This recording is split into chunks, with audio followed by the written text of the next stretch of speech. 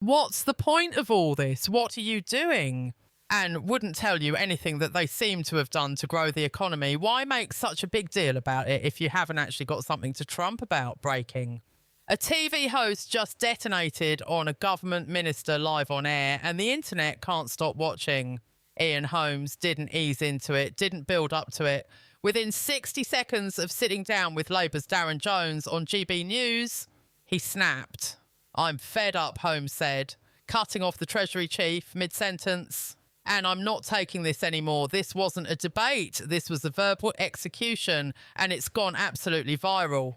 Here's what happened. It's budget day. Rachel Reeves is about to unveil her autumn budget in Parliament.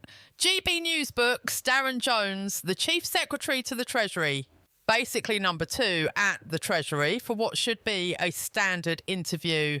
Softball questions, pre-rehearsed answers, business as usual, except Eamonn Holmes wasn't playing business as usual. And if you're tired of politicians dodging questions with rehearsed nonsense, you need to see this full breakdown. Hit subscribe so you don't miss moments like these. Because what happened next is a masterclass in calling out political theatre. Holmes opens with a perfectly reasonable question. How are you viewing the budget and what are you hoping it will achieve? Simple, straightforward, the kind of opener that politicians normally love because it lets them trot out their prepared talking points about investing in public services and building a better Britain. But Jones immediately deflects. Well, I can't reveal what the Chancellor has put in the budget. Holmes cuts him off instantly. "No, I didn't ask you that." You can hear it in his voice, the frustration, the exhaustion. This is a man who's conducted thousands of interviews over a 40-year career, and he's reached his breaking point with political theatre. Because here's the thing, nobody asked Jones to reveal the budget. The question was about his hopes and expectations. That's an opinion question, not a leak, the contents question. But Jones went straight to the politician's playbook, deflect with false modesty about confidentiality. And Ian had absolutely none of it. Then he unloads, "I'm fed up of leaked stories coming from your end about what's in the budget." The Chancellor went on and released a YouTube video last night telling us more and more. And then you sit here and say you can't speculate. All this business of you can't speculate as if we asked you. I didn't ask you. Number one. Number two, you're telling us anyway, it's been leaked 5 times. He said leaked 5 times for emphasis. This is the moment that's ricocheted across social media because Ian isn't just calling out Darren Jones. He's calling out the entire charade of budget secrecy. Here's how the game works. For weeks leading up to any budget, government ministers and their special advisors brief journalists about what's coming. They leak tax hikes here, spending cuts there, policy changes everywhere. They do it to test public reaction, to manage expectations, to control the narrative before the official announcement. Then these same politicians sit on television and perform this elaborate pantomime. "Oh, I couldn't possibly comment. It's budget day. Everything's top secret," until the Chancellor stands up in Parliament. It's theatre. Everyone knows it's theatre. The journalists know it. The politicians know it. The viewers at home know it.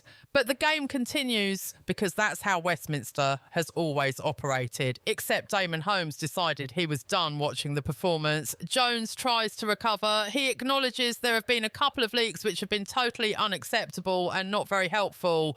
A couple of leaks? That's adorable. The entire budget has been systematically leaked over the past 2 weeks. We already know about the fuel duty freeze, or lack thereof. We know about the sugar tax expansion. We know about national insurance hikes for employers. We know about changes to non-dom tax status. We know about capital gains adjustments. At this point, Rachel Reeves could just email out a summary and skip the common speech entirely. The budget isn't secret. It hasn't been secret for days. Jones tries to deflect blame by saying there's plenty of speculation from the media and commentators, which is technically true, but dishonest. The media speculation is based on briefings from government sources. You can't leak information to journalists and then clutch your pearls when they report what you told them. But here's where the interview takes an even more brutal turn. Eamonn's co-host, Ellie Costello, drops a statistical bomb. Keir Starmer and Rachel Reeves are now the most unpopular Prime Minister and Chancellor on record. Let that sink in. On record, that means they're less popular than Liz Truss and Kwasi Kwarteng, whose catastrophic mini-budget crashed the economy, sent mortgage rates soaring, required Bank of England intervention and destroyed their government in 49 days. That's the bar. And Starmer and Reeves have somehow gone lower. Labour won a landslide victory just 6 months ago with a majority of 174 seats. They have more power than any government in recent memory, and they've already hit record on popularity. That's not just bad, that's historically catastrophic. Costello mentions rumours circulating among Labour MPs about ousting both leaders, then asks Jones point blank, "Do you have full confidence in them on budget day?" It's beautifully brutal interviewing because it forces Jones into a corner if he says anything other than, "Yes, absolutely. The headlines write themselves. Treasury Minister refuses to back Prime Minister." So obviously Jones laughs it off and says, of course he has full confidence. But the question itself tells you everything. 6 months into a massive majority, a government minister is being asked on live television whether his own party leaders are about to be removed. That's not normal. That's a government in crisis. Jones insists and Reeves are absolutely committed to implementing change, which is politician speak for please stop asking if they're about to get ousted. Then Ian pivots to the sugar tax, and this is where he truly explodes. Health Secretary West Streeting has just announced that packaged sugary drinks, bottled coffees, energy drinks, sweetened beverages sold in supermarkets will be hit with a new sugar tax for the first time. The stated reason, public health, tackling obesity, reducing the burden on the NHS. Jones tries to defend it. This is predominantly a health measure to tackle chronic diseases, which are massive challenges for people, for the NHS and for the economy. Ian loses it. It's not a health measure. It's not a health measure. He's practically shouting now. His exasperation is palpable. And here's why. He's absolutely right to be furious. The government is taxing packaged drinks you buy in supermarkets.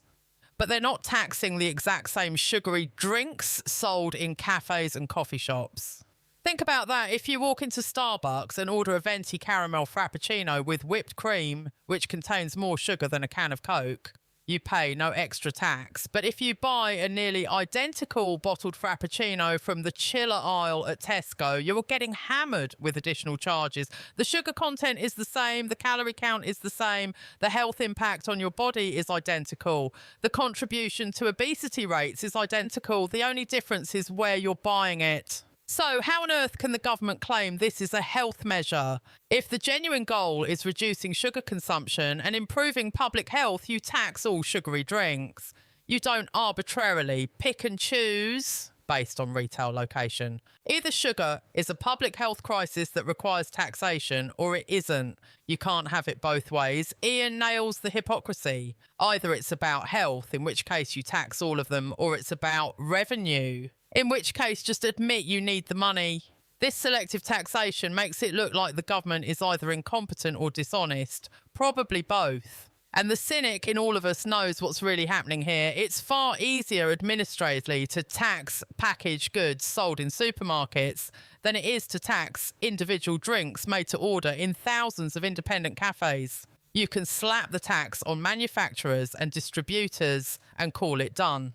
Taxing cafes requires an entirely different enforcement mechanism, so the government took the easy option and dressed it up as a health initiative. Jones offers nothing but word salad in response. Chronic diseases are massive challenges for people, the NHS and the economy. This is one measure, along with other measures, to make sure food manufacturers are producing their products in as healthy a way as possible. Notice what he didn't do. He didn't answer the question, why are packaged drinks taxed but cafe drinks aren't?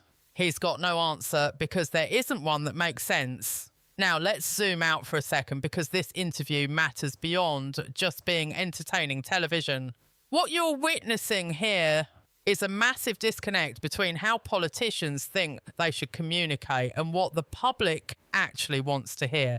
Darren Jones walked into that studio with a clear game plan, deliver some pre-ested lines about the budget being fair and balanced, talk about tough decisions and investing in public services, deflect difficult questions with technical jargon and appeals to complexity, survive the interview without making headlines, standard playbook stuff. But he ran face first into a broadcaster who simply wasn't interested in playing along anymore. Ian didn't want the performance. He didn't want the spin. He didn't want the carefully workshopped talking points that mean